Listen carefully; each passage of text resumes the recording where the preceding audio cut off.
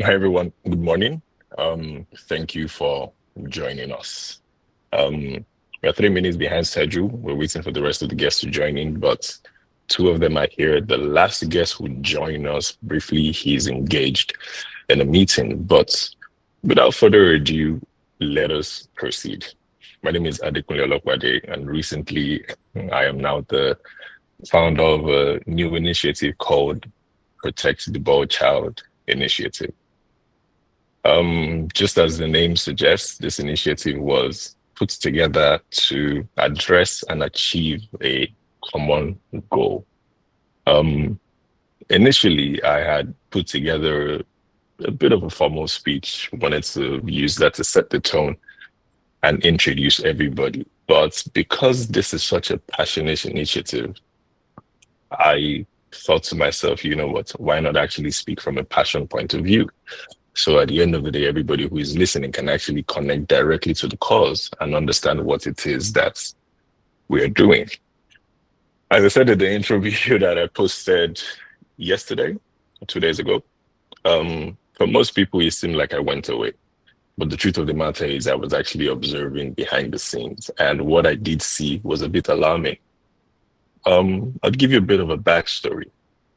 My favorite TV show to watch is Mad Men. For those of you who know about it, it's a series about marketing agencies that was set in the 1940s. Um, I like watching biopics about world leaders such as Napoleon, Benjamin Franklin, Nelson Mandela, great men who have had, for the lack of a better word, I'd say humble beginnings, but they have turned that into something the rest of the world can benefit from today. And we have gone from that point in life to where we are now. And I guess the question that I keep asking myself is, what happened along the line? Um, I think it is very interesting because we are in different times now. I'm not sure if we can credit or blame technology for how things have changed, but I'm looking through the list of the speakers that we have today, and you're going to get to listen to them shortly. And they have such a very interesting portfolio.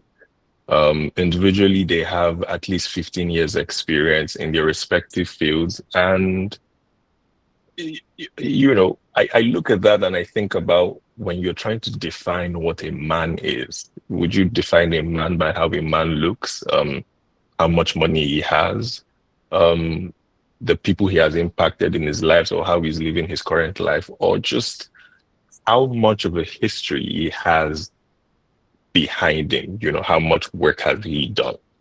Apart from educational qualifications as well, personal qualification as well also matters because at the end of the day, every individual is supposed to want to better themselves.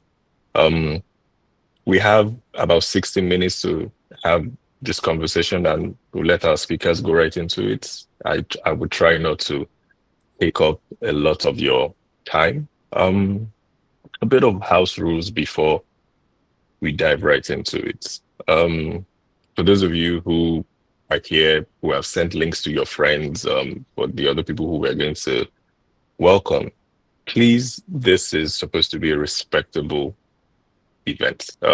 We have our speakers are high caliber individuals, they're all executives, and I think I would like to use this period to actually appreciate them.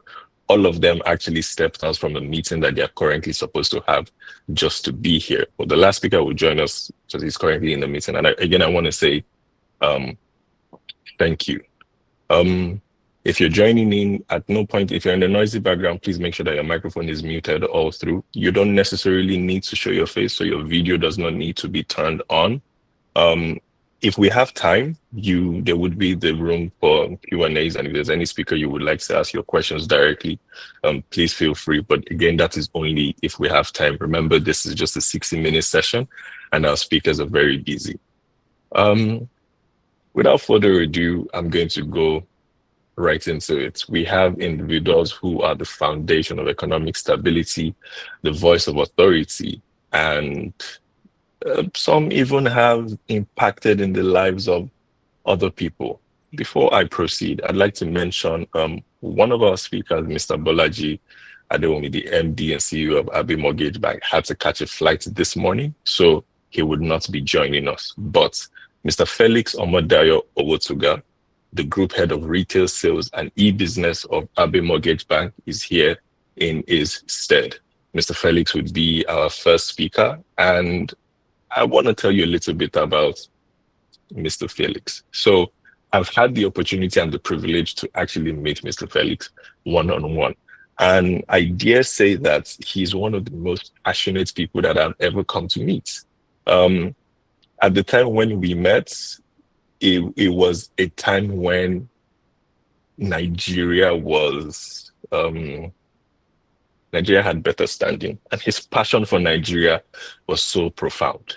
And I always wondered how someone can love his country so much. I'm hoping that in the nearest future, he decides to run for office, and he definitely knows that he has people here to support him. But a bit of Mr. Felix's background.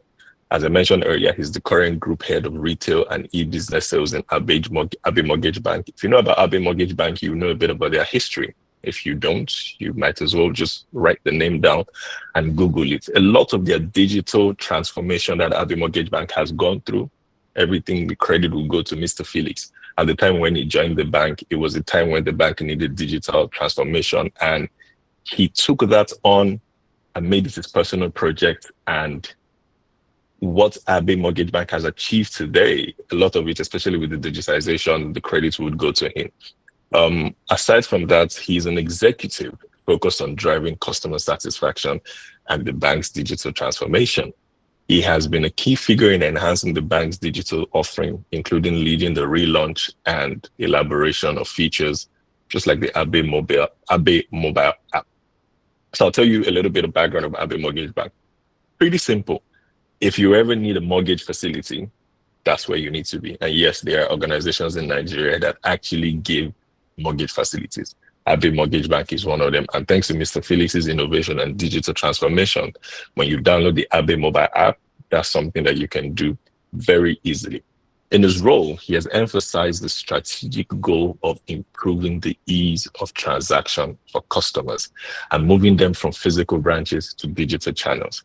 He has publicly stated that the primary goal for the mobile app is customer satisfaction, not profitability. Mr. Felix, thank you very much for joining us. As the topic for today's conversation goes, it's pretty simple. What we are doing is we are leading the dialogue on the crisis that the boy child is currently facing today. From where I'm standing, there are a bunch of issues that I think the boy child is currently facing. The top on the list that I would mention, it would be a lack of mentorship. I personally think we no longer have role models in the society today. What we do have is a flamboyant feel of lifestyle. Back then, when I say back then, when I was younger, I know we have people of different ages here, so I would say when I was younger, when you would ask us what you wanted to be when you would grow up, you would hear boys say they wanted to be maybe a banker, a doctor, an accountant, something that sounded serious.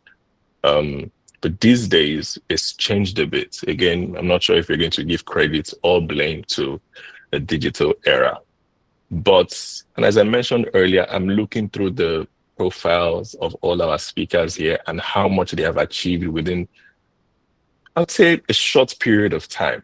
And these days, when you speak to young men and you ask them what their goals are, their long-term plans are, what they want to achieve, a lot of them are not necessarily aware of what it is that they want to do anymore. And the question that often comes to my mind is why? What has changed? Is it a case of everybody wants to take the easy way out, or there's no need or zeal to want to work hard anymore? Mr. Felix, I guess the first question goes to you. From your point of view and from the time when you were a boy and now that you're a man and you control the portfolio that you control, what would you say has been the major change in climax in society, rather? And what would you say the challenges young men are currently facing today in terms of being able to identify as hardworking men? Thank you. Thank you, Adekunle. I'm not sure if almost everything you've said if is my Felix you are talking about, but maybe I'm going to do more research around it. That's just on a lighter note. Thank you, and I want to say this is a very good job, and the reason why I say this is you see most of the time you see things around girl child conversation. You see, a whole, everybody talking around girl child conversations. But most of the time, people often neglect that there is also a need to talk around the boy child conversation. I said to somebody, I used to say to them, I said, uh, boys' life or men's life also matters as much as we all understand that it's important to talk about the ladies. I think it's also important to talk about the guys. Now to the question, what do I think? I think I probably also I'll differ a little from what you said, Kunle. And when you talked about mentorship and you talked about lack of mentorship, and you said maybe the issue is that we don't have mentors. I don't agree with that. I think we have mentors, but I think the issue we have is majorly around the kind of um, leaders of tomorrow that we are producing as of today. And I'm just going to quickly explain a little what I mean by that. If you look at generational differences, you've seen the baby boomers generation, you've seen the generation X, you've seen the millennials. Now we are in the generation of the Gen Zs. When you had the baby boomers, that era was an era where there was no internet. So skill building was through real training, rigorous training. High discipline was there. The apprenticeship mentality, the focus was there. When you look at the generation X, you see that in that generation, you have that was when you started seeing the advent and introduction of TVs, typewriters, computers. So those guys, they were very structured in terms of their work ethics and they could solve problems. But when you now come to the millennials are hybrid, both manual and digital hybrid. So adaptation is there. They have this collaborative mindset. They have this tech comfortability because they have little access to some things on the internet. You have Google that can help you bring out things. But when you come to this generation that we are in now, which is the Gen Zs, in fact, the Gen Alpha, I don't know what's ever going to happen. When you come to the Gen Zs, you know that the number one major problem with the Gen Zs is technology. And my own definition of technology is I define technology as laziness. That's what do I mean by laziness? I will explain to you what I mean by laziness. When anything you see computer can do, or technology can do, is that technology is saying, how do I make this thing easy for people? So technology looks at it and look at how to make it easy, and the technology does it. So today you have AI. So with the advent of AI, people actually find it hard, to go do some certain things. So for instance, let's look at the part of the mentors that you spoke about. Prior to now, everybody will identify a mentor and then go meet your mentor maybe like once in 3 months, discuss with your mentor. But now people get so easy, sitting down around AI as a tool and then looking and searching the engines for things. So I think the information overload around the Gen Z has actually affected a whole lot around, how, they even sought for mentorship. Now, to really answer the question, I think the first thing is that people need to set their goals right and they need to focus on setting their goals right. All boy child need to focus on setting the goals right. Permit me to use the scripture. Even the Bible says in Habakkuk chapter 2, it says, write the vision and make it plain. When you set the goal right, it helps you identify the right mentor. Now, let me give you an instance. If I set my goal that I want to become a CEO of a Nigerian bank, then I need to go look for a mentor that has probably achieved that, is in that line. But what you see happen today is people, number one, even don't set goals. If you ask many people, what do you want to do in the next 10 years? They don't know. What people do now is people run other people's race. So you've seen the advent of technology that has brought in so many problems. So there is this over-reliance on technology, over-reliance on AI, which is as against what happened in other generations. Now, this over-reliance on AI has affected critical thinking, and then has also, made us a little bit lazy. So people are not even getting ready, to do those basic things that they need to do. Now, in my years of working and some of the things I've seen, these are some of the things that I think is really the crisis that is affecting the board child. The board child must learn to be able to do what? Maybe a little deviation from over reliance on AI, set the right goals, and after setting the right goals, be able to identify the right mentor for that role. And don't get this, I think I need to state this. Even when you pick a mentor, you find out that you can outgrow a mentor.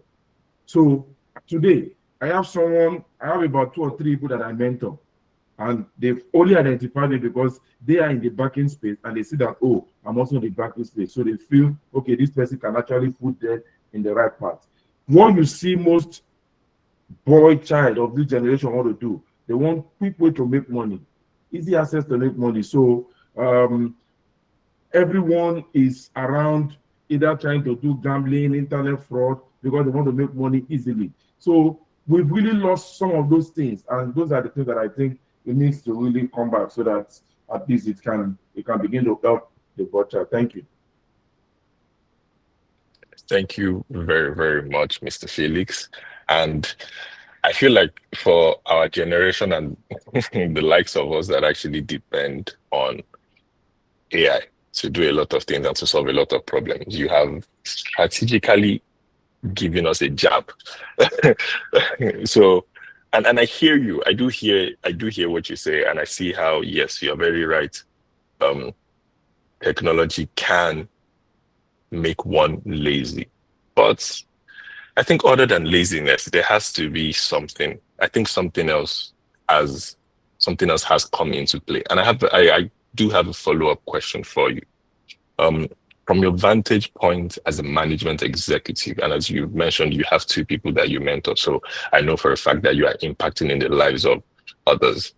What would you say are the non-academic skills, whether it could be financial discipline, whether it can be resilience, even maybe just emotional intelligence, that you see young men, particularly in the workspace, lacking today? Now, I say workspace because a lot of people don't want to work a conventional 9 to 5 anymore. Most people just believe, they can hustle and make their way out of it, or do entrepreneurship or business. And I'm one of the few people who had that mindset as well. But when I got into the corporate space, I realized that there are certain things you need to learn first. In an individual's formative years, especially as a young man, there are certain things that you need other people who have gone through to put you through it. You cannot just stand and launch and say you want to do all these things on your own. So yes, I guess Mr. Felix was right on the over-reliance and dependence on AI.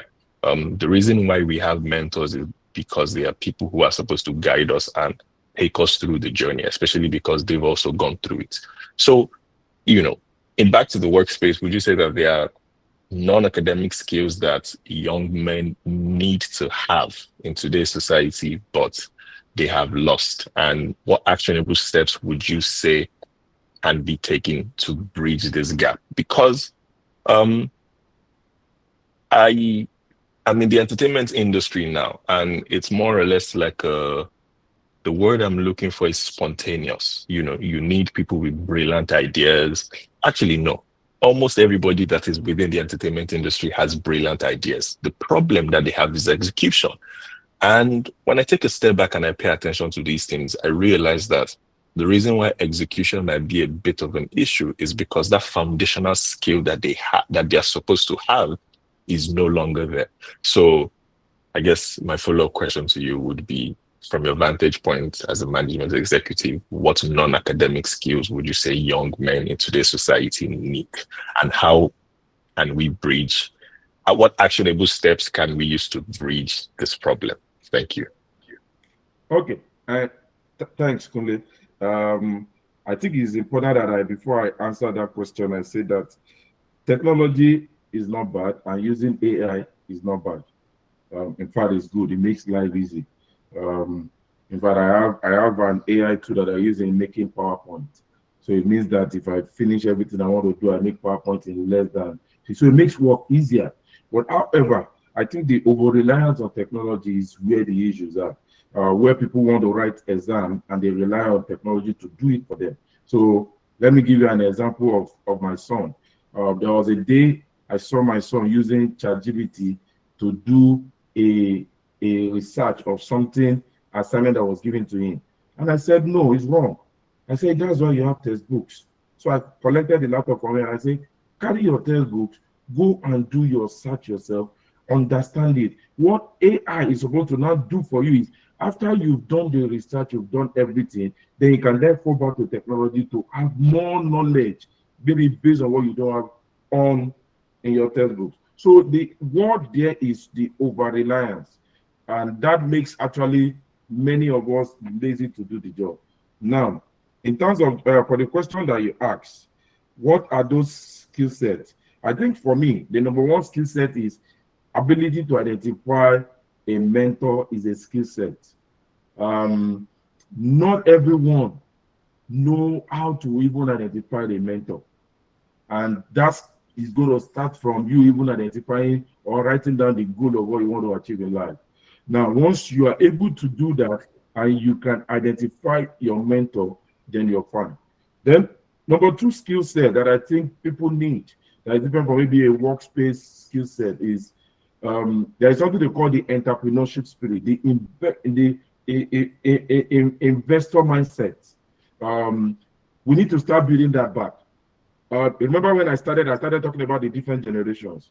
Now, the different generations prior to now, you see the millennials, the baby boomers, the generation X, they have this entrepreneurship spirit. Oh, go and check the Igbo system. They are one of the best. They could easily look at things because, you know, they were not after the quick paths to make wealth. For this generation, it's always quick paths to make wealth. So people need to start developing that entrepreneurship spirit, which is why today gambling is high, Yahoo, which is internet fraudster, is high. All those things are really, really high in this generation. So people need to start developing that entrepreneurship spirit, and that will require people to actually, you know, seek to learn, seek to understand, seek to learn, seek to understand. Reading. To be able to build that entrepreneurship mindset, we must read. Someone once gave a quote, and it says, anyone who cannot read, he said, sorry, anyone who does not read is not different from anyone who cannot read. And that quote was actually given by my elder brother. It says, anyone who does not read, he said, is not different from anyone who cannot read. Because if you are not reading, you and a blind man that is not reading, you are the same. So we need to go back to basics where people are reading. And this is not about AI.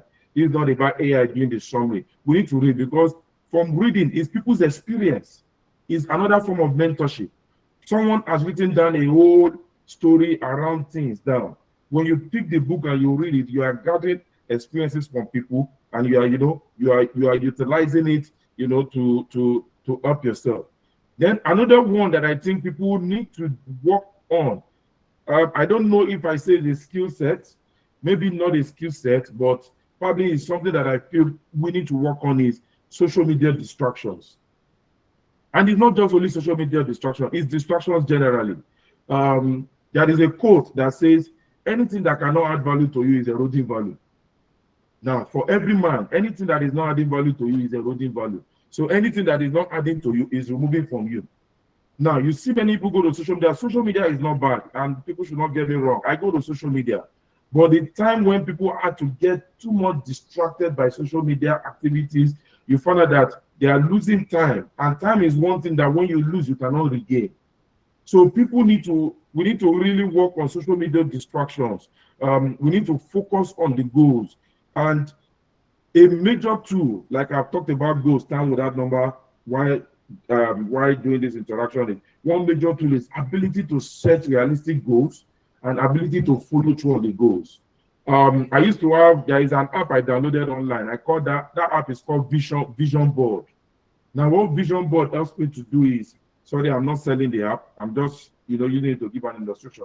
What Vision Board is helping me to do, it helps me write out a vision of or goals of what I want to achieve, maybe in the next 5 years or in the next 2 years. Then I write out what I want to use to achieve it, the steps I want to follow to achieve it. And each one I achieve, I tick it and I say I have achieved it. Writing goals and following goals to actualization is a skill set that everybody must learn. Everybody must learn it.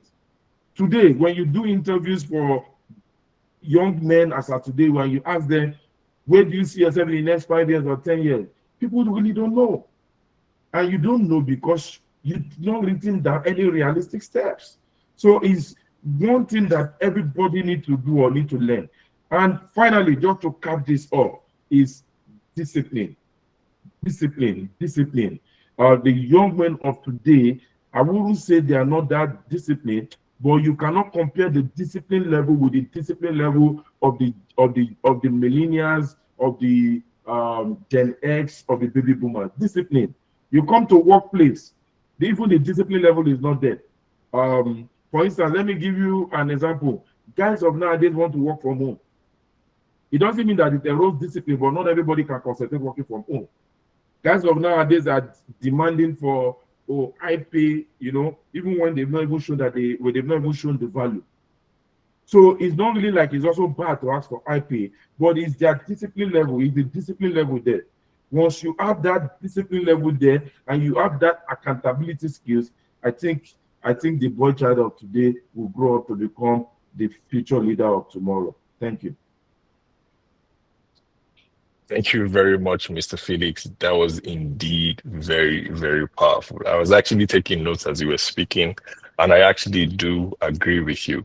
I'm not sure if anybody who is listening would have any questions to ask you particularly. If you do, please leave it in the chat room and we would pick up on it. We're going to move on to our next speaker right now. Please hold on a second.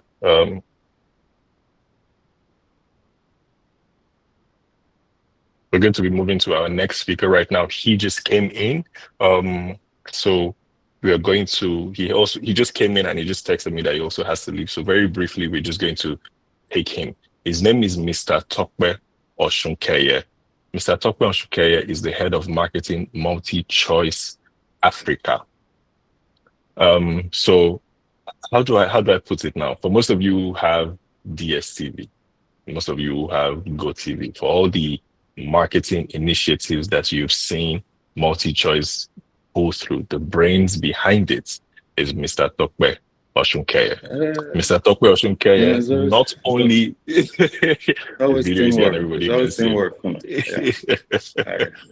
How are you doing, sir? Thank you for joining us. Thank you so much. And I really didn't say I have to leave, but yeah, I joined a bit late. Yeah, but I'm here. I'm here for the session. And I mean, good afternoon, everyone. Good afternoon. I don't know if you've landed. I just wanted to point out that I didn't mention that you were going to leave. Okay. Okay. So yeah. Thank you for joining us.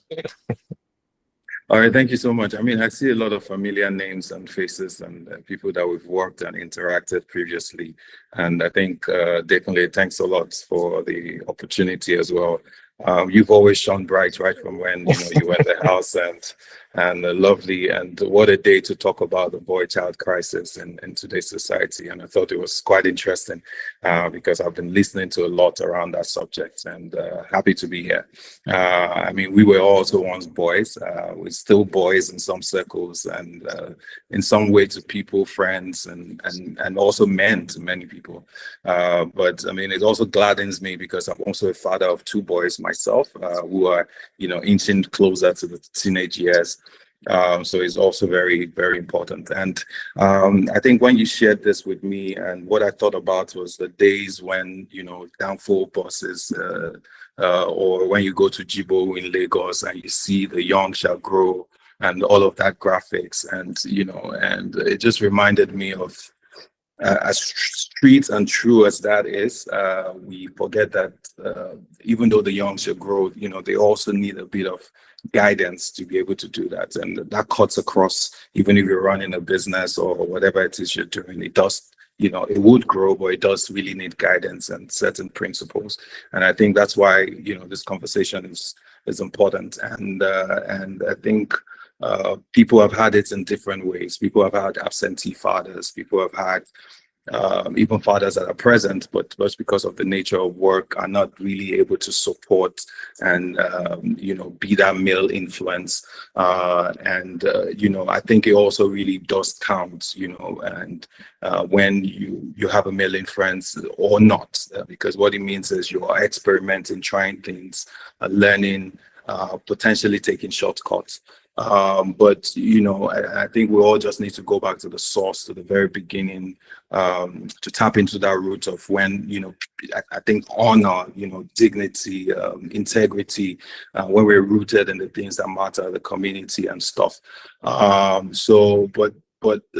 I think I picked on Felix when he was talking about the idea about get rich quick syndrome. I think that was also something that we continue to see now, the young boy crisis basically, and that's because it's the mirror that they see, right? That's reflected back around. That's what people want to prioritize. Another thing that came to mind was also around some narrative that it's stronger maybe for girls or women. When you hear something like black girl magic, what is that powerful equivalent statement or empowering statement that has the same equal intentional energy for the boy child, that says, we have to start to refrain and think, it's a black boy magic. How do we elevate that? And I don't mean like Black Panther, but the idea, you get the idea that we need to start to drum that in so that, and also maybe erase certain conversations around, boys will be boys, even as much as it's true, but maybe we need to just define that well in terms of, how do you, sometimes we discount the fact that the boys will just be okay, sometimes they'll get over it, but the thing is, maybe we also don't have to rush. Then maybe we need to have more discussions with boys. Maybe we need to have proper sit downs and kind of reduce this expectation that we put on the boy child, and also know that it's an emotional being, and all of that. And I think part of my boys right now, Corey, I'm sure most of us also do this, that, get that maturity, do a form 6 before they go, or grade 6 before they get into grade 7, not really rushing them through grade 5 and skipping the class. It all helps in terms of the building process. And I think part of what we as adults or guidance or parents also continue to look at is how do we spend more time, making them drop those devices or staying outside the four walls of the home and going out to interact, to meet people, to see how people engage, ask questions from strangers, and get keep contact, our friends. And I think that's something that it's quite key. But I don't know, maybe just in wrapping, I hope I've been able to do justice to this, but I think, just like I was saying about integrity, dignity, being rooted in the community, I think at the end of the day, boys must also just be respectful. You have to call it out, and you need to start to pick up things when, do they have good judgment about regular things? Are they protecting their younger ones? Those are things you need to call out. Are they just being irrational? And that they're projecting strength, confidence, and all of that. But the only way they can learn is through, you and I, and what we expose them to, and and making sure that we do our own bit. We watch what we say around these young peers, and we see how we can bring people in to show a different side of the world that maybe the social media, and I think Felix was speaking about that as well, and maybe bring back that. When we're growing up, there was this Boy Scout thing when, you know, it was something that was quite defining, and you say be prepared, you know, in mind, body, you know, always be prepared and for life, and I think if we keep reinforcing this, it might help. And I also always remember that it's not definitely it's not a sprint. It's really a journey, and doesn't mean people can't get it right at later points.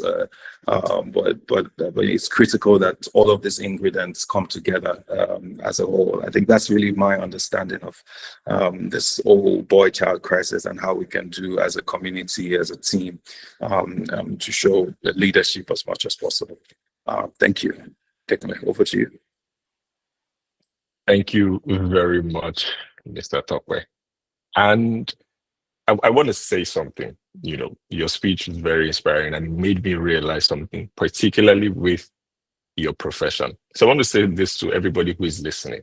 I don't know if maybe you caught a glimpse of what Mr. Felix looks like when he was speaking and what Mr. Tope looks like. When I was much younger, the idea of what a man looked like to me was somebody who was almost scary. You know, I don't know, maybe it had to do with our upbringing from our dads, our uncles, our elder brothers, but they're not necessarily people you can look at eye to eye and you can speak to them. But today, the look, the appearance of a man is totally different. You can spot a beard. Like me, you can wear earrings, you know, you can, I mean, I recently just shaved my beard and it has come as a shock to everybody. But I feel this has to do with marketing. And what I mean by this is, I'm going to also go back to when I was much younger, when DSTV first came into Nigeria and Africa, and they were running marketing ads. I remember how back then the ads that we saw on TV, well, we didn't have social media, so our only form of social interaction was television, and how the programs and the ads that we saw then were very pivotal and important to us. There was a brand about, it was a milk brand, and how there was a young boy who trapped the milk, the milk fell, he trapped it on his feet, and he ended up becoming a footballer. There was the one about, I think it was a mentor, a cough case. I can't really remember most of it right now, and I'm also trying to be careful about mentioning brand names, but there were a lot of ads that we saw back then that were very aspirational, that as men that we are today, when we were boys, it kind of informed who we thought we wanted to be when we get older. Now we are older. Now the onus is now on us. Some of us are now the ones responsible for creating those ads that the younger people see today. And I think the direction in the marketing has changed a bit, because the one thing that we actually fail to realize is, even though the content we put out is no longer on TV, it's now on social media, and it has a wider reach of getting to so many people, and you can't even say their age. And now we are now in a society where the mind of a young man is very imprintable. Most of them lack social awareness and self-awareness, and what they see online is what they tend to emulate. So I guess, Mr. Tope, this is a follow-up question that I have for you. Change and growth, they are something many young men struggle with in today's society. The world of marketing in itself is all about changes and always heavily evolving. As an established leader with all your years of experience, particularly with nurturing people and managing talent, what is the single most effective, sustainable model that you can give us in saying we should adapt to change and growth? Because as Felix had mentioned earlier when he was speaking, he had mentioned about how times have changed. It was also something you mentioned when you were speaking, times have changed.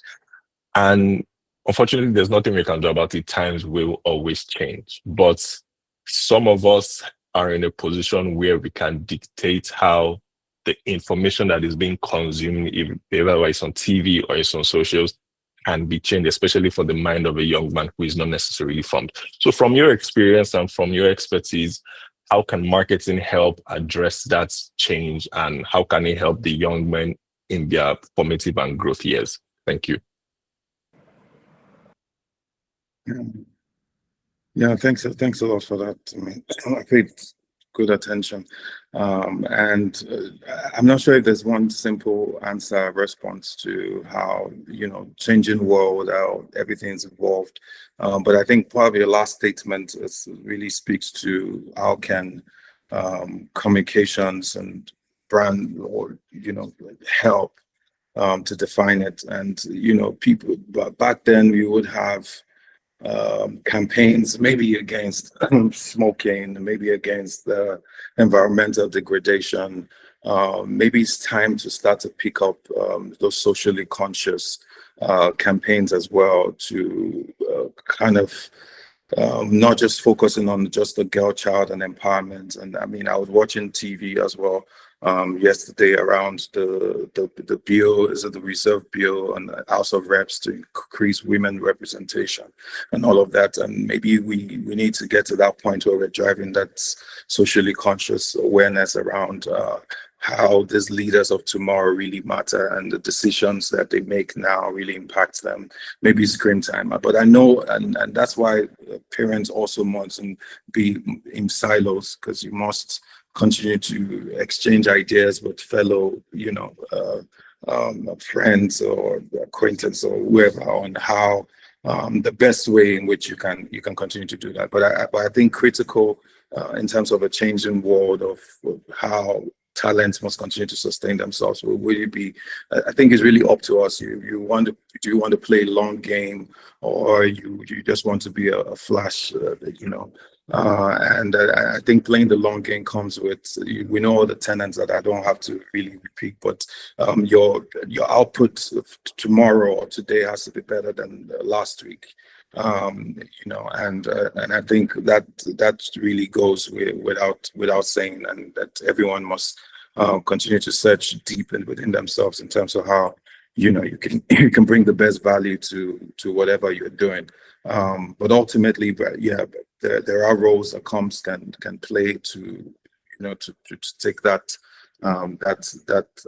up, and something that I think it's a vacuum at the moment that we can fill correctly. And I don't know if that answers your question. But yes, I've experienced nurturing, managing people who are single ones. Okay. No, you did. I think that's my response. Yes, no, you definitely did. Definitely did. Again, if you're listening and you have any further question you would like to ask any of the speakers, by all means, please feel free. They are here. So this is a mission. This is a job that I strongly believe is for all of us. One way or the other, we are all responsible for this. I'll tell you guys a very interesting and funny story.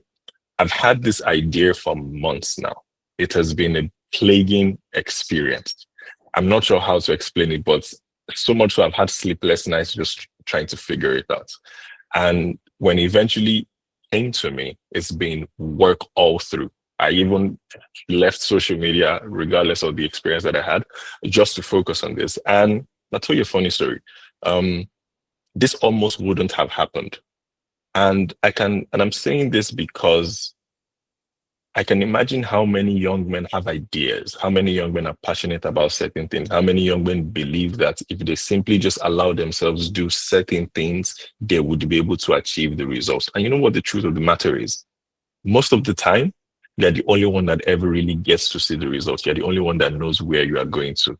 But just because we always need that one support system, that one individual, maybe a family member, maybe a close friend, maybe a companion, just to believe in us, and we never really get that, we never really allow ourselves to pursue the dreams that we want. So I guess this is to say that to any young man who is currently listening to this, and you have a burning passion or a burning desire within you, and you want to achieve something, I don't think you should wait for anybody to tell you whether you should go or not. There's beauty in failing. There's so much you can learn from when a plan or an experience doesn't go your way. And I'm hoping that maybe at the end of this, that could maybe be one takeaway that you can go with. As long as you believe in the idea that you have within yourself, go for it. There's absolutely nothing wrong if you fail. If you fail, you will learn from it and you pick up from it. We're going to move to our last speaker today. Our last speaker, Mr. Tosin Obembe, is the group managing director and founder of Loova Groups. So Loova Groups is a conglomerate of a bunch of other businesses that also do so many things. So it just lets you. So I'm going to start off by saying this is an individual whose mind, the way his mind works, it boggles me because you know what? Let me just tell you what he's achieved during his years of working. Recently, he was recognized as a leader in Nigeria's creative and business landscape, having honored as a recipient of the 2025 40 Under 40 Award. Under his leadership, Luova Group, through its subsidiaries, one of it is Tobems Productions. It's a cinematic and production company. Troy Satini, I hope I pronounced that properly. That's a growth marketing agency. And he also has a talent management company. And every time I see him, I always wonder and I always ask myself, how are you able to do it? Most people have just one 9 to 5 and they struggle and they're barely able to sleep. But then he's juggling 4 businesses and he still has time to sleep. And apart from that, he has people who are under his watch and care, apart from family. He also has staff and he's paying salaries. And I've never for once heard any of his staff complain. So this is somebody who I would really like to know how he's been able to do it. One thing about Mr. Obembe that I'd also like you guys to understand is he's achieved something that everybody in Nigeria who has access to internet is very well aware of. But most times the brain behind it is not something that we're always familiar with. Hilda Bassi's Guinness World Records. The first one, which was the cookathon, and the second one, which was the largest pot of jollof, Mr. Tosin Obembe was the brain behind the marketing of it. And so you see, when I say that this is an individual who I would always like to pick his brain regarding how we handle certain things. Mr. Obembe, first of all, welcome. Thank you for doing this. Thank you for finding time to do this. By the way, he just landed from Abuja this morning. I'm not sure if he's still in transit on his way to his office, but he found time to do this with us. I know you've been here from the very beginning and you've listened to some of the things that has been said. And I guess my question to you is the same as the previous speakers. From your time as a boy child, as an adolescent, to now where you're a man, you're an adult, and you're responsible for other individuals, what would you say has been, again, we're also going to leverage on your experience, knowledge in the world of marketing and as well as the corporate space. What would you say you have noticed as the major problem young men face in today's society? And how do you think we can address that as a group of people? Thank you. Hi, Adekunle. Please confirm you can hear me.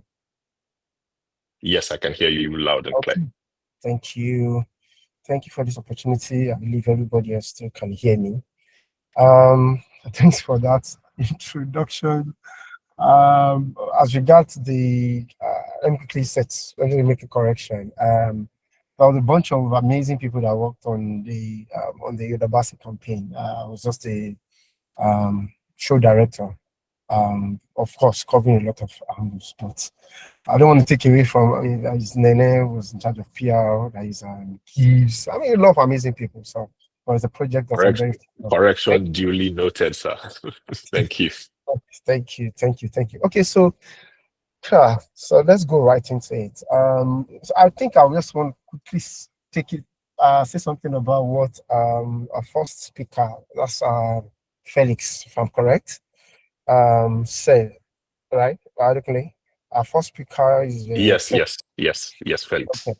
So when he was talking about the set the vision, make it straight, I've always been of the opinion that there was something that actually helped me while I was growing up. I know exactly, no, not exactly.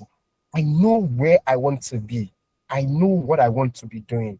So it helped my focus. It helped my setting of what I want to do, and most importantly, it defines what I say yes to and what I say no to.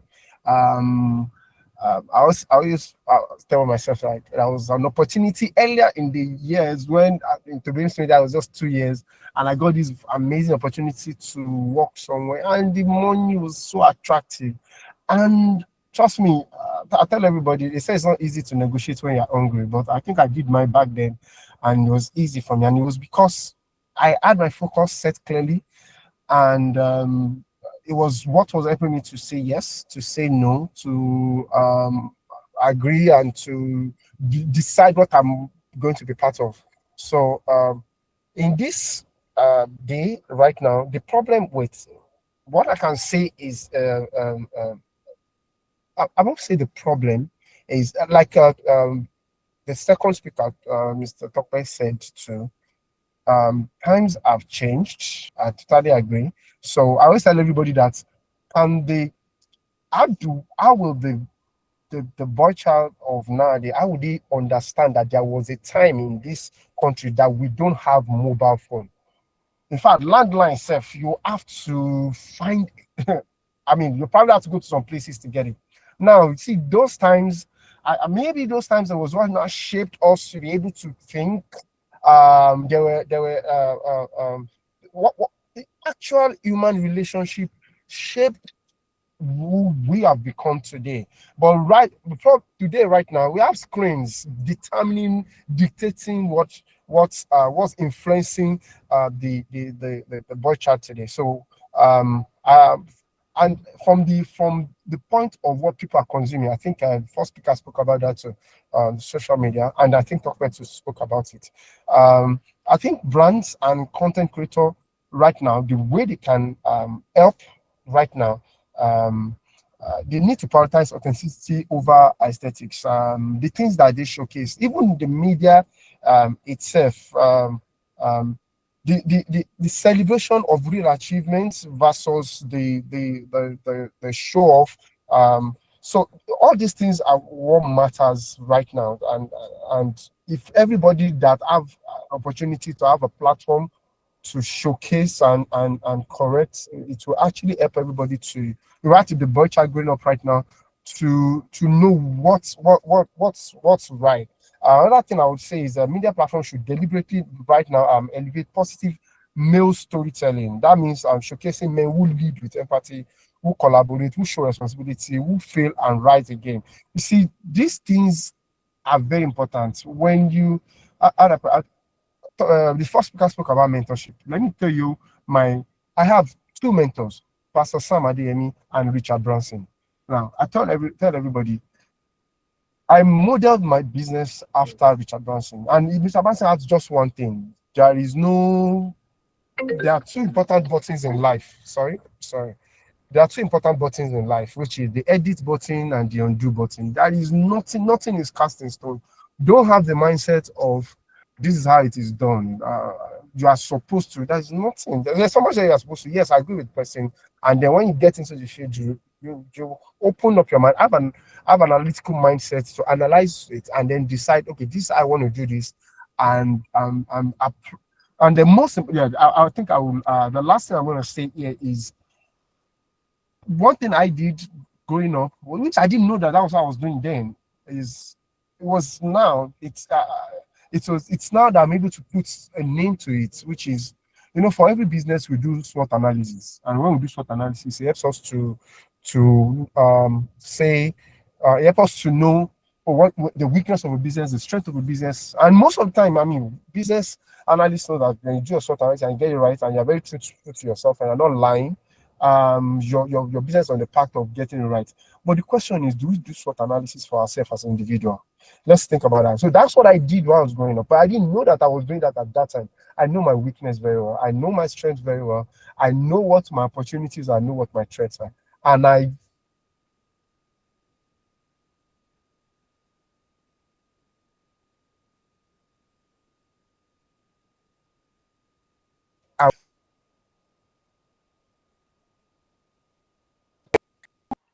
I'm sorry, Mr. Obembe, we lost you towards the end of your speech. I don't know if maybe you can just the last thing I heard you say was you were able to play to your strengths and your weaknesses. I don't know if maybe you can just do a recap on that because we lost you for a bit. Thank you.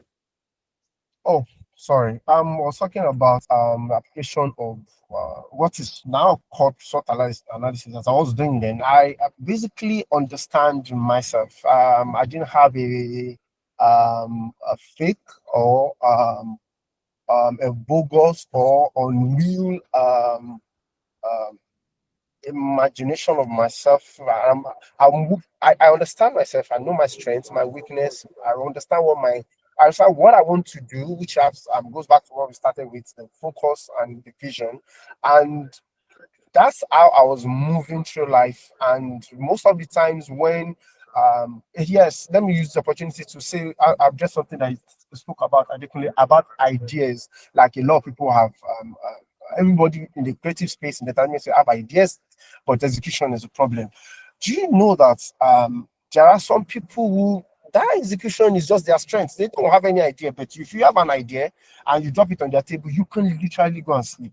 Now, if you know that you are an idealist and execution is not your strength, if by the time, if you want to do any partnership, you know exactly what you're looking for. So those are like the things that helped me to move through life. Playing to my strengths, seeking collaboration towards my weaknesses, avoiding, I'm being very aware of the threats and opportunities, and I'm playing right, helping me to make the right decisions as I go across life. So that's what I was trying to say, that's actually what has helped me. Thank you. Thank you very, very much. That was actually very, very insightful. There were 2 or 3 things you actually said that I've picked up on, and I have a follow-up question for you. We have 2 questions in the chat box. I'm going to address them just after. But one of the questions was, how did you discover yourself? And I think you kind of touched on that when you were mentioning how you were able to use the SWOT analysis to identify who you are. But there was something you said that I've held on to. You said in creating content, we need to prioritize authenticity over aesthetic. And I absolutely agree with you. But we now live in a world where the media plays a pivotal role in shaping identity. Many young men today have created online personas based on the content that they have consumed. So for a young man who doesn't exactly know himself and he's scrambling online looking for maybe the slight semblance of what he can easily attribute to, and if that persona ends up being fake or created, how can media platforms, especially from branded ads and TV content as well, even the lifestyle that a lot of us portray on social media, how can it be leveraged to counter the negative societal narratives and instead promote positive aspirational models that young men can emulate?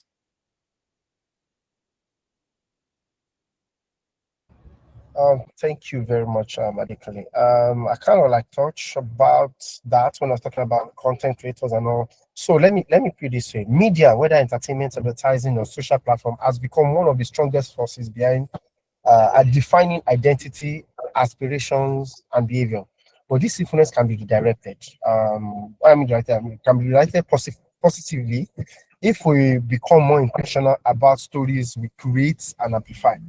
I don't know if you understand, like if we are media needs to understand the power. It's like you at your fingertip, you know you have the power of nuclear and you know what it can do. If you know very well, you probably find something to separate your finger so it doesn't mistakenly snap. Remember what's this guy Thanos, when Thanos snapped and the word. If you know you have that power, if the media is very aware of the power that they have and the influence that they have, we would intentionally make the right call. Content creators, everybody, there are a lot of people right now that are in the media space. They don't even know that they're in the media space. Because like the media is wide and a lot. Let me quickly touch on 4 points. First, brand and content. I think I mentioned this earlier when I talk about brand and content creators must prioritize authenticity over aesthetics.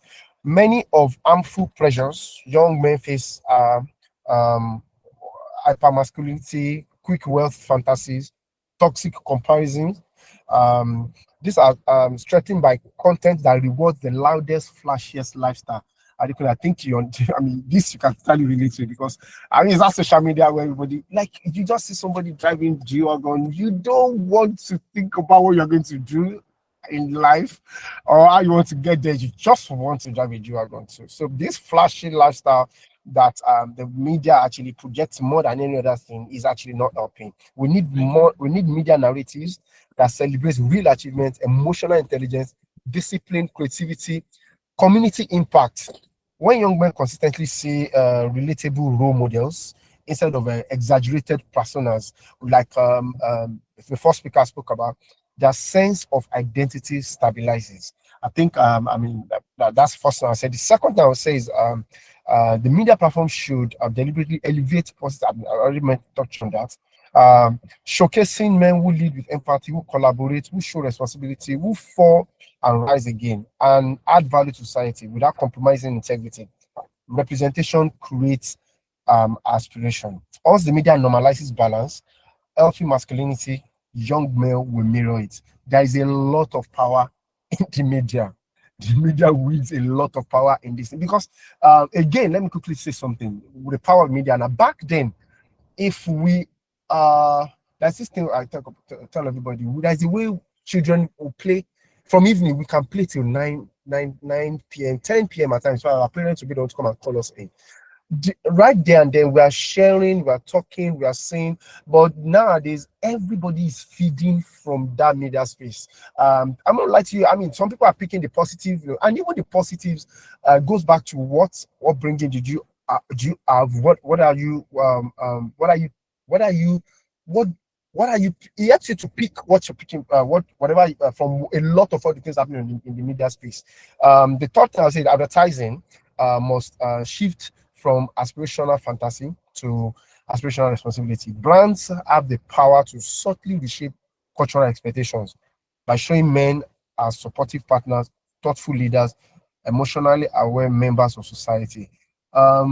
We understand how do I put this thing now? We understand how you see someone, you automatically, that's why we have role models. That's why celebrities online right now have followers. Right now, I mean, some celebrities will just say their followers to do one thing, they don't want to think, they follow through. You see, if we understand this, and all those people that have power to tell everybody to move this way, are intentional. So I think we need to let's leave the boy child now.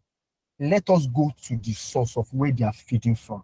Now, that means the people who right now controls the media, in a lot of places, the voices in the media. Now, let's be intentional about the orientation that we are putting into the media, which will help the boy child it will come back to them. It is what we feed them. So in a way, this is funny. So it's like for us to get the boy child right, this campaign right, let's leave the boy child. Let's come to the people who are controlling. Maybe not use the word control, who are influencing, determining the content that is going to the media space generally right now. That's one major thing I would say. And then finally, we say that we must acknowledge that young men today live online.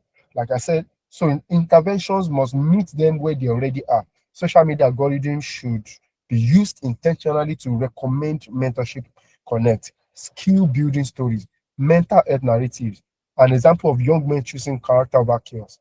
So in summary, if you align branded communication, entertainment, social content around LDR portrays of manhood, media can move from being a source of confusion to a tool for reconstruction. It is not enough to criticize young men. You must create the content that gives them something better to imitate. You want to take something from someone, you are better replacing it with something else. Thank you, Adekunle. Thank you very much, Mr. Obembe. That was actually very, very, very insightful. What I would say has been my takeaway from what you've said, particularly, is that, first of all, social media is a tool. And the mistake a lot of us, particularly the young men, have made is we have decided subconsciously to model our lives over the kind of content that we consume online. And I think that this is a very important note to say. There's some questions that has come in the chat box. One of the questions says, have you failed before? If yes, what motivates you to keep pursuing towards achieving your ambition? The first question that came in was, we live in a society where where attention spans are reduced, and there are many more sources of socialization than the traditional ones. How do we put the boy child front and center without coming off as being too much in the faces of the woke generation? Should we care? And if we shouldn't, how do we go about it? I think this is a question that I'd actually respond to. The one thing that all our three speakers have been able to talk about today is times have changed. We've gone from a time where technology wasn't as advanced as it is now, and today we now live in a woke generation. I'm going to take you back from what our last speaker said up until the very first speaker. I, more than anybody, will say this, and I'm saying this from a place of authority. Social media is curated. There are some people online who understand the power of marketing. There are people who understand the power of social media, and there are people who understand what branding is. These people have been able to either identify themselves, or they've been able to identify the person they want to be online. So what they do is they curate that content and they put it out for you to consume. Now, from what Tosin has said, I think the mistake that I would say most of us make is when we consume content online, we consume it and we try to model our lives after it. For example, maybe we see a young boy who is posting a brand new car, or, somebody who is traveling abroad, living lives, or somebody who is posting stacks of money. We subconsciously allow that to pressure us, and it puts us in a state of depression, for lack of a better word. And we sometimes look at our own lives and wonder, why don't we have this? I feel like that is one of the unnecessary pressures that young men put themselves under, and it allows them dabble into the wrong things simply because they want to impress, one, people that don't know them, two, people that don't care about them, three, people they shouldn't be worried about. You remember that I said that I'd taken a step back and I had observed everything that was going on. I see a lot of people who are living flashy lives today. But then when you go back home and then you check, that life does not reflect to their family members. So I guess the question to ask is, all this hard work that you are working and all this money that you are making, who exactly are you making it for? Are you making it to better your life, or are you making it just as a sign of show off? I think these are the questions that we need to ask ourselves as young men. Because the truth of the matter is, anybody, now with AI, it even becomes worse. I can literally be here, I can do some AI setting, and the entire background of the entire setting can look fantastic.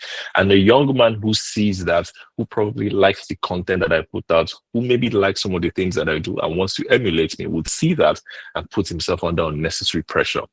As both Mr. Obembe and Mr. Oshunkeye have mentioned, the media has a role to play in this, but also the content creators as well. Unfortunately for us, we cannot exactly dictate what content creators we put out or say these and these are the things that we need to do.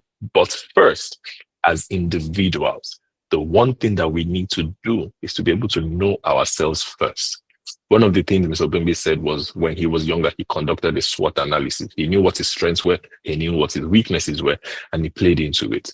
Look, I'm going to say this for everybody who is listening to me right now, especially if you're a young man who is trying to figure himself out or know what direction it is that you're going to take in life. Don't let anybody online dictate who you should be. First of all, you should know who you want to be by yourself. And look, there's beauty in authenticity. It doesn't have to be popular. It doesn't have to trend. It doesn't have to be what everybody is doing, but there's beauty in authenticity. You find out that you end up becoming more comfortable in yourself and in your own skin when you know yourself and you know what you want out of yourself. I remember when I started this conversation, I was smiling because I said I had read the profiles of all our speakers.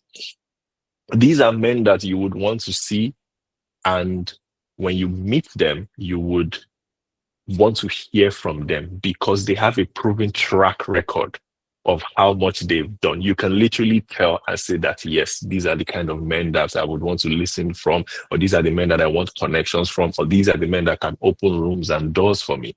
the people that we see online with some of the lifestyles that we portray, we don't necessarily have the same reaction towards that. We see it, it looks good to watch, and we just want that. But we don't really talk about the work that we put into achieving that.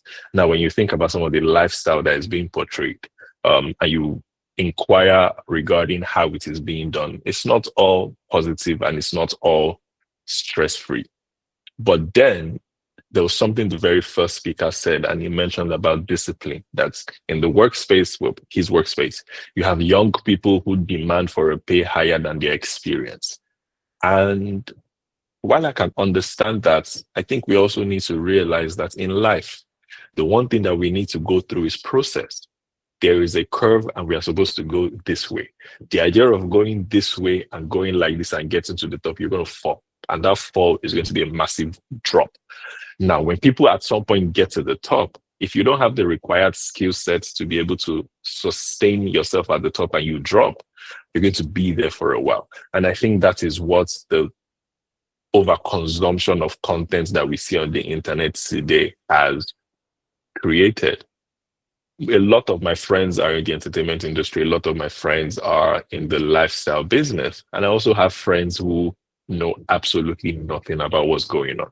And when I have conversations with those friends, it is always a bit confusing because they just cannot seem to understand how we in the entertainment space live the life that we live. But I'm going to leave you guys with something. The idea behind entertainment is show business.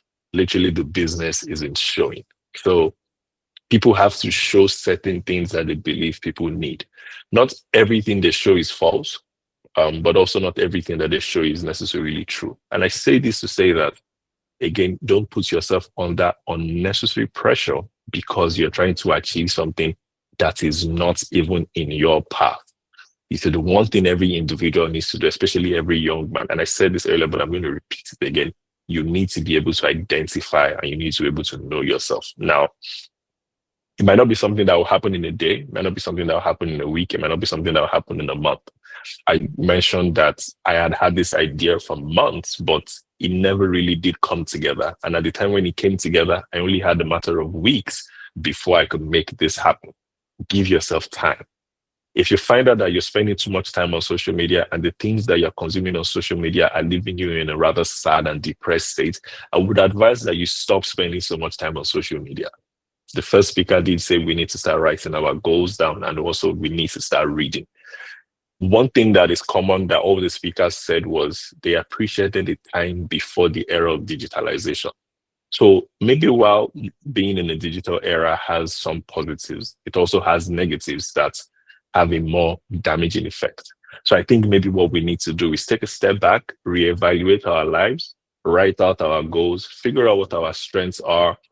We shouldn't be overly reliant on social media marketing and tools or content in terms of directing the kind of life that we want for ourselves. If you have serious issues, if you're trying to figure something out, if you need answers or solutions to a problem, maybe AI is not the best outlet to go to. Maybe reach out to a friend, maybe reach out to a colleague, maybe reach out to a family member, maybe somebody older, somebody you believe has the answer to what you're looking for, or somebody who you think has gone through it before as well. Don't always necessarily believe that a social media influencer or a celebrity or a public figure would have the answer to your problem simply because they emulate it.